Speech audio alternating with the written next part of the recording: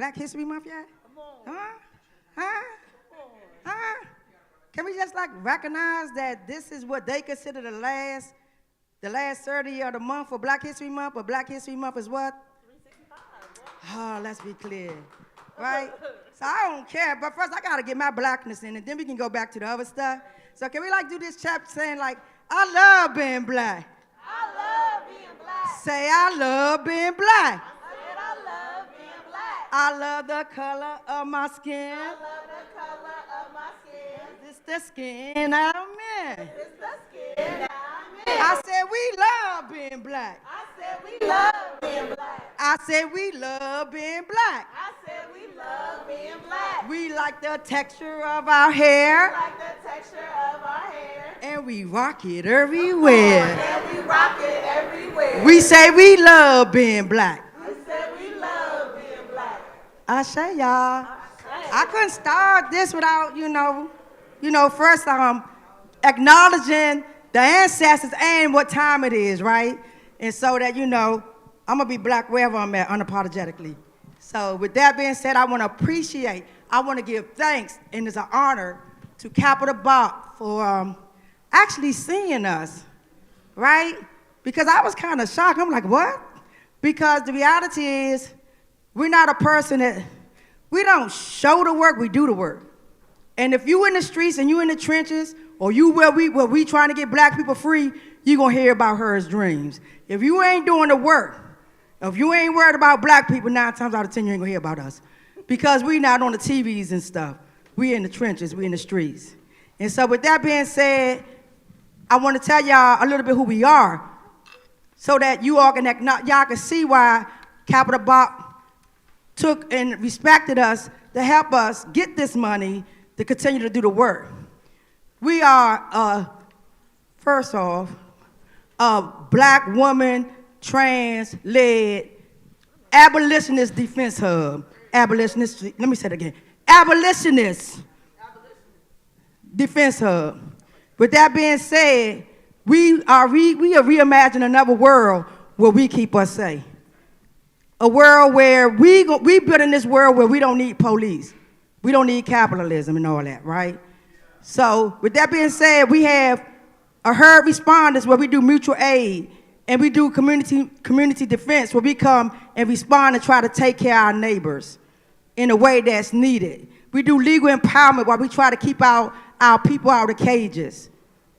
We do court support. We do legal defense where we actually help them win their cases to stay out of cages.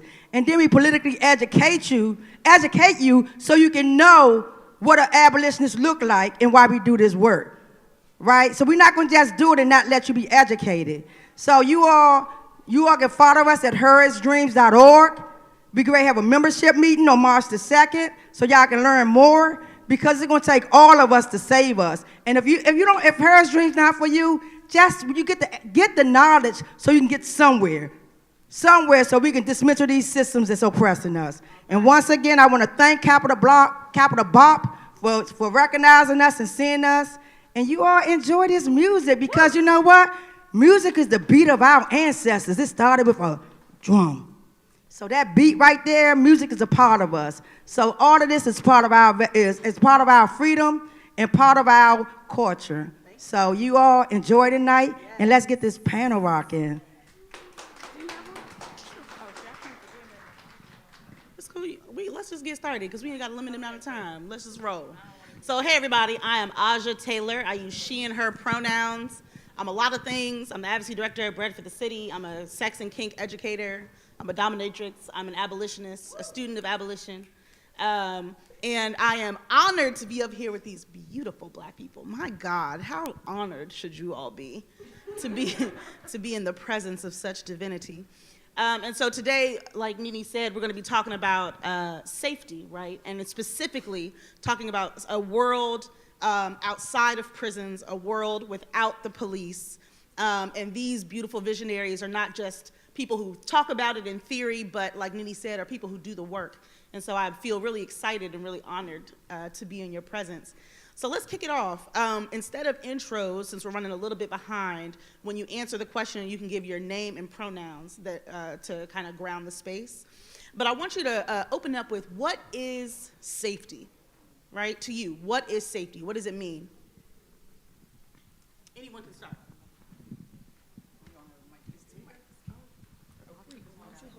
Oh, it's three. Hey, 3 mics. Period. I will start then. Hello, my name is Joella Roberts. I use she, her pronouns. And for me, safety is security.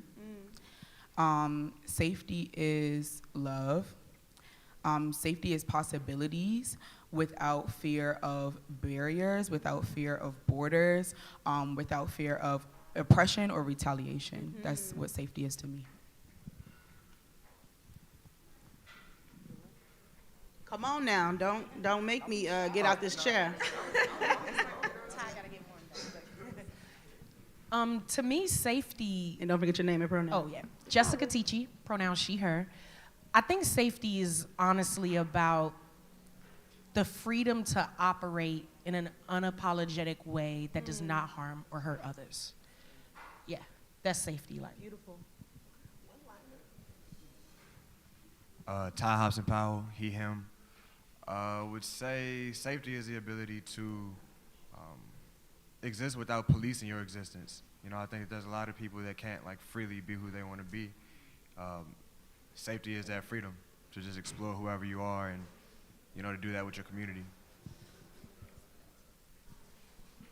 Come on now, Renan 10. It's the Aquarian Queens over Okay, here come going on. last. Hello, everyone. My name is Bethlehem Yirga. My pronouns are they, she. And safety to me means being able to send my Black daughter out into this world and know that she'll come home, that I don't have to think about every single moment that she's out and be worried that her just moving differently could cause any sort of harm. And I think that's a world that exists where, you know, we talk about we keep us safe, right? Like that mentality of community is centered. And that when she's out and about, I feel very assured that the community that has surrounded us, right, all over this world is gonna watch out for this little Black girl. So to me, safety is having my heart out and about and knowing that she's gonna be okay, for me. Simply put, my name is Kiana. My pronouns are she and her. Simply put, safety for me is happiness. Whenever I'm not happy, I'm not safe, right? If I'm not happy and I can't say that, you know, if I'm fearful, I'm not safe, right? If I am sad, you know, most of the times I'm sad because something bad is happening to me, so I'm not safe, right? If I'm anxious, right, I'm not safe because I feel like something is going to overtake me or overpower me or do something to me. So in very simple terms, for me, safety is happiness, because whenever I'm not happy, then there's a fear of not being safe. Beautiful. Before I ask the next question, so I know there's a lot going on in here, and I know that folks have been waiting, but this is divinity right here.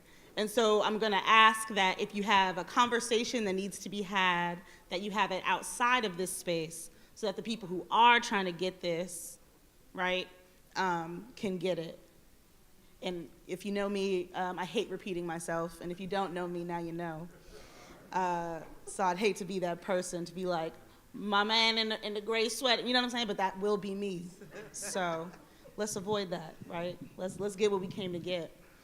So I love the way that y'all talk about safety, and I would love for y'all to talk about, I know a lot of the experiments that y'all have been in terms of what does it look like or what does it mean to keep your community safe. Can you talk to the audience a little bit about what are you up to, right? That's helping to contributing to building this new world. Well, I'll go again since I have the mic in my hand, right? So for me, it's about, as a formerly incarcerated woman, it's about keeping our people out of cages. I have a focus around making sure that the carceral system is not erasing our people, right? And so it's very, very important for me in the work that we do around court support and around participatory defense, and making sure that we are helping loved ones to navigate through the criminal legal system so that they don't have to go into cages and so that they are getting the resources that makes them happy, right? makes them safe. And so that is some of the work that we at Harriet's Wildest Dreams are doing to contribute to a safer environment. Jessica Tichy again. As the Senior Director of Community Engagement at the Musicianship, I think that as a product of Howard, a lot of my 6 years there has been spent as being the formal table shaker. And everything that I see and everything that I can witness and feel, most of our work is done in music experiences, programs, and events for underserved communities and those who need us most, and that involves children and adults. And I feel like I'm a part of Harriet's Wildest Dreams. And I honestly bring that type of like energy and, am I cussing it? Like no bullshit, like type deal, right? Like Harriet said, you don't wanna go, sit right there. Like, but if you coming with me, you need to come on. And you need to come at my speed. And you need to come with a level of respect that you understand where I'm taking us. You fearful, you wanna stay right where you are, break off from my group. And so I have the talent and the strength to be able to do that as a young Black queer woman under 40 in these nonprofit spaces that are actually led and controlled by individuals that don't look like me. And so part of what I'm doing is continuing to do the work. It's continuing to make room for that next generation that I think we all recognize is even just a little bit more vocal than us. And it's honestly having a good time in an unapologetic way about how I get to serve my people without any red barriers or tape. I'm speechless a little bit, just taking that in. But Joella Roberts, she, her pronouns. And first and foremost, what I'm doing is growing. Is learning, is existing, is grieving, acknowledging. I'm continuously living as a verb, hopefully until I'm no longer living. And through my contributions that God, allows me to do, I try to change the life of others because I know my existence is not just my own. And I was put on this earth with purpose. And purpose comes forth many different ways through many different vessels. And so when it comes to immigration, I am unfortunately still undocumented in the United States, even still being here after 20 years. So I know the plight of Black immigrants in this country. I also grew up in the United States. I came to the United States when I was about to turn 4 years old. And so I know what it is to exist in America as a Black person, period. No matter where your parents birthed you, no matter what your culture is derived.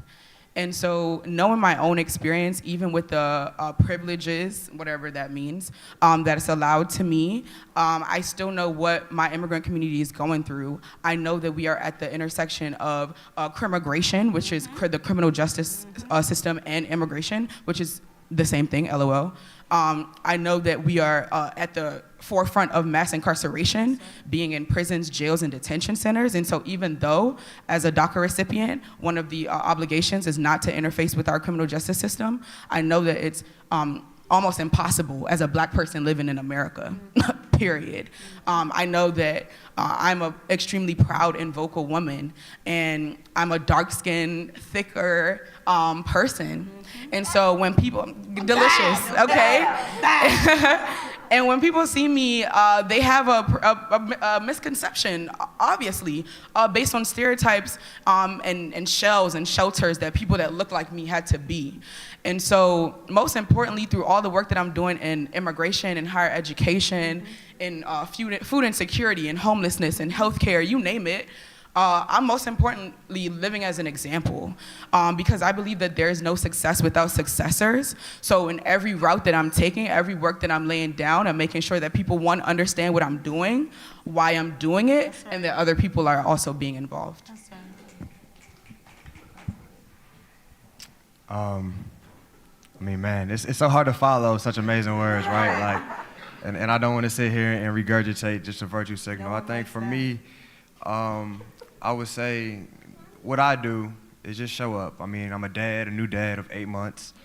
And part of the work that I think is part of my revolution, right, is the revolution that has to exist at home. Like if we're doing the work of raising our children better, then they show up better in society, right? So I think for me, that is some of what I'm doing to make the world safer. I think really just sitting back and respecting the experiences of so many different people that I come across is another way that I'm sort of making the world safer. I've grown in my understanding of others and how to appreciate others over time, acknowledging all of my privileges, sort of figuring out how to show up for people, make space, lean in, lean back. And just, I think, like you said, just trying to make it a verb, realizing that it's ongoing, that we're never going to have it all figured out, but just being committed to that process and just trying to learn every day. Awesome. And I'm just going after everyone, like, what is there left? Everything, all the work is being done, right? I'm the first one next. Okay, we're going to start with me. Thank you, Jessica. Beth Yerga, they, she pronouns. I'm a Black queer single mom who does everything that I do for Luna Isabella, who's sitting in the back of this room, because again, I'm a Black queer single mom. And I am trying to create the future that she deserves. And what I learned through my activism that's always evolving and growing, just like I am, is that that is now centered in existence in the climate justice fight, right? If we do not have a planet to stand on, then everything else is obsolete. And so my activism has grown and expanded into the climate justice spaces, showing up and being unapologetically Black, queer, and Black and queer in every space that I move into, ensuring that the voices and faces like myself are in those spaces, because far too long, and for far too long, the people that have been in those spaces are white folks with the resources and the needs that potentially at the end of the day, the most oppressed are going to be the most impacted. And if we're not in those spaces to ensure that we are seen and heard and like literally chopping those tables down, when it does become detrimental, we will not have what we need to exist. And so at the end of the day, that is kind of my focus. That is what I'm pouring everything into, ensuring that Ty said, you know, it's at home, it's showing up at home. My daughter will tell you right now that she's a freedom fighter because she's out in these streets with me. And just by leading by example and then showing up to support every cause that I believe in. I am proudly in Core Watch trying to figure it out every single day and showing up right now. Actually jumped out of it.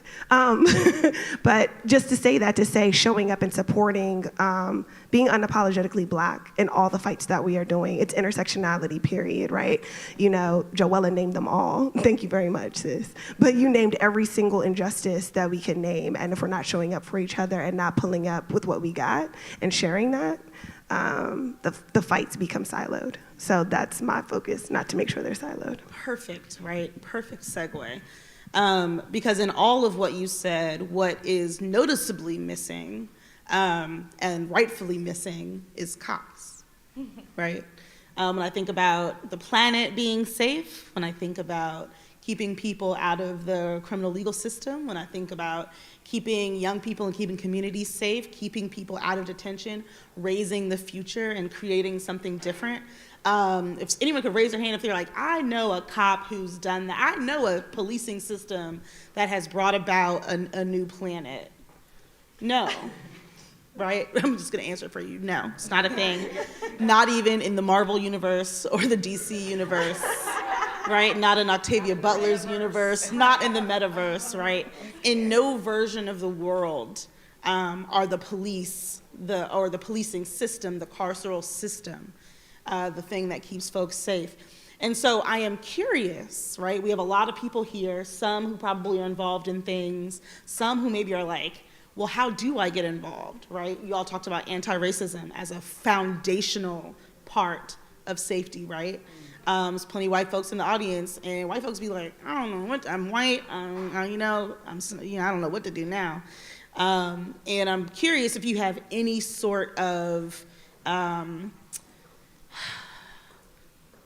tips is not the word I'm looking for, but if there are folks who are looking to be involved in this work of creating a safer DC, a safer world, a more just world, what would you offer them? Come on, yeah, that's what I'm talking about. I finally got one. Jump in. I would say, I mean, just to echo your sentiments, you know, when we talk about police, they don't equate to safety. Not for us, nor have they ever. And that's something that we have to just, I think, commonly accept, right? Because when we say this out of our community, we get so much pushback. When we talk about defund, people talk about it as though it's a radical idea. Like, how can we defund the police? Y'all done defunded the rec center. You defunded the elementary schools. You defunded these middle schools. You defunded every after-school program, creative arts. You've defunded all the things that would actually keep us safe. So why is it a foreign thought that the things that are shooting down our young men and women are the things that we would want to defund, right? And so I think just leveling with us on that sort of understanding, and then really realizing that, again, police don't do the safety for us, right? When we go to Connecticut Avenue, not an abundance of police, but an abundance of peace, an abundance of safety, and also an abundance of resources. You flip that, you go to Alabama Avenue, you go to Georgia Avenue, you can see cops everywhere, but you're gonna also hear gunshots. You're gonna also see them crime alerts from every single block. And so what we understand is that it's not the police that's the safety, it's the resources. And so if you wanna help us, if you wanna really create safety, it's extending your privilege to help allocate some of those resources to these communities that need them. When you see these dilapidated rec centers, it's more than the lip services. Put together a GoFundMe in the same way you would just as soon do it to virtue signal and try to hold up a cause over here. Do it at home. And that to me is really what I think that it is, just showing up. There's people that can open doors that we can't, right? And that is the conversation that we did a lot with Concerned Citizens, my nonprofit, over the course of this moment of racial reckoning. Is like, acknowledge your white privilege and use it, stand beside us, because allyship is also a verb, it's not an outcome. Allyship is something that's ongoing. It's you standing beside me, you getting in those trenches, and you fighting the fight with me, understanding that you can do a little bit more than I could do by myself, so. And in case you're wondering, yes, it is budget season. Period. Tis the season to move resources. I don't know why. This just came to me, and it's vaguely related, but I just want to acknowledge that we're in the midst of a war. And so it's kind of like a privilege for me to even sit in this room with you all and say, what can we do for people who are currently going through bombs, people who are currently hearing police breaking down their door that they won't replace, even though the person is innocent. What can we do? So first and foremost, as you know, Ty alluded to in allyship, it's deeper than just allyship, because to me, allyship alludes to still white saviorism. Sorry. I think that my black mama should be able to provide and keep me safe, and with the budget of the police. I think she should have all the same resources as the police. Is that wild and outrageous? Then maybe you should think to yourself, why do you feel like that? Why do you feel like an inner city black young boy can't have the same gun as the police, the same baton as the police, the same mace as the police, the same legal, what's the word? Whatever, all of the words as the police. So number one is really to change your own consciousness and understanding of other people, because it should not be on moral compass and all of these things to keep us safe and to save us and to defund the police and to, I can't vote. So it doesn't really, I don't care about budget seat. I don't care about what next mayor is in the seat. I just know that Officer Sutton may or may not still be, I just know that Officer Alvarez may or may not still be on the street. I just know that there are people who walk outside of their house every day and see the same killer cop that murdered their son or daughter. That's right. So bold of us to try to presume what would resolve that, bold of us to step into that place. But I would then, after doing our own introspection, I would ask us to listen. Listen to the people who are burdened by these systems. Listen to people who are saying, even though, you know, I'm not interfacing with the police, when in 2020, when we were experiencing the riots of George Floyd, even though I'm not a black person, as a Latinx person, I'm still triggered because I remember moving from my home country and seeing those same tanks that were for protesters like me and my comrade that I'm looking at in the crowd back home. And so seeing the parallels of worlds and seeing how you can really advocate your own story and experience, because not everything is positive. I'm not about to sit up here and say like, oh, if you open your purse today and you give us all of your visas and your everything is gonna be fine, because that's just not true. However, I do acknowledge that we live in a capitalist society, world even, where everything is reliant on money. And so even though money doesn't make us happy, money will relieve some of those issues that we go through. And I know that the most funded agencies are for immigrants, first and foremost. Oh, people did not know that. ICE and CBP are the highest funded police agencies, and they're for who? Me. Yeah. So when we defund the police and we really reinvest into the communities that we live in, to people that we care about, then we can feel that safety that we're overlargingly talking about. But I don't even want you to to be honest, walk away with everything, yes, but then think about it. Think about it, because before you act, you have to think, and before you think, you have to understand.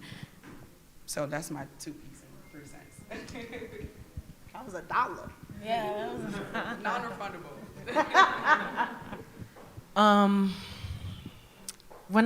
When I think of what to say, like I really think sometimes in an emotional space about this. And here's what I know. I know that every